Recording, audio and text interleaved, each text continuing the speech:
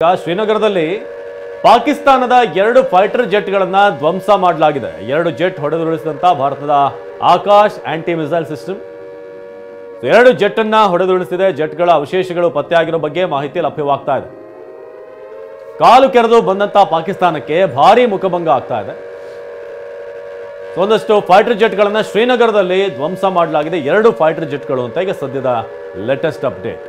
ಸದ್ಯದ ಅಪ್ಡೇಟ್ ಅನ್ನು ನಿಮಗೆ ನೀಡ್ತಾ ಇದ್ವಿ. ಈಗ ಜೆಟ್ಗಳನ್ನ, ಪಾಕಿಸ್ತಾನದ ಫೈಟರ್ ಜೆಟ್ಗಳನ್ನ ಧ್ವಂಸ ಮಾಡಲಾಗಿದೆ. ಕಾಲು ಕೆರೆದು ಬಂದಂತ ಪಾಕಿಸ್ತಾನಕ್ಕೆ ಮತ್ತೊಂದು ಮುಖಭಂಗ.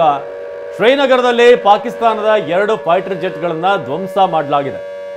2 ಜೆಟ್ಗಳನ್ನ ಹೊಡೆದುರುಳಿಸಿದಂತ ಭಾರತ 2 ಜೆಟ್ ಹೊಡೆದುರುಳಿಸಿ ಆಕಾಶ್ ಆಂಟಿ ಮಿಸೈಲ್ ಇದೀಗ ಯಶಸ್ವಿಯಾಗಿ ಕಾರ್ಯಾಚರಣೆ ಮಾಡಿದೆ. ಆಕಾಶ್ ಇಂಥ ಒಂದು ಇಂಟರ್ಸೆಪ್ಷನ್ಗೆ ಹೆಸರುವಾಸಿ. ಕಾಲು ಕೆರೆದು ಬಂದಂತ ಪಾಕಿಸ್ತಾನಕ್ಕೆ ಭಾರಿ ಮುಖಭಂಗ ಆಗಿದೆ.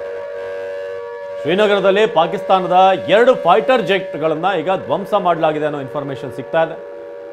ಭಾರತದ ಆಕಾಶ್ ಆಂಟಿ ಮಿಸೈಲ್ ಸಿಸ್ಟಮ್ ಈಗ ಆ ಜೆಟ್ಗಳನ್ನ ಧ್ವಂಸ ಮಾಡಿದೆ. ಒಂದಷ್ಟು ಜೆಟ್ಗಳ, ಡ್ರೋನ್ಗಳ ಬಿಡಿ ಭಾಗಗಳದ್ದು ಕೂಡ ನಾವು ನೋಡ್ತಾ ಇದ್ದೀವಿ. ಈಗ ಅಮೃತ್ಸರದಲ್ಲಿ ಈ ಜೆಟ್ ಜೊತೆಗೆ ಈ ಲಾಂಚ್ ಏನಿತ್ತು, ಲಾಂಚ್ ಮಾಡುವಂಥದ್ದು ಡ್ರೋನ್ಗಳನ್ನು, ಸೊ ಅದರ ಒಂದು ಲಾಂಚ್ ಮಾಡುವಂಥ ಲಾಂಚ್ ಪ್ಯಾಡ್ ಏನಿದೆ ಅದೇ ಈಗ ಧ್ವಂಸ ಆಗಿರುವಂಥದ್ದು ಆಗಿದೆ.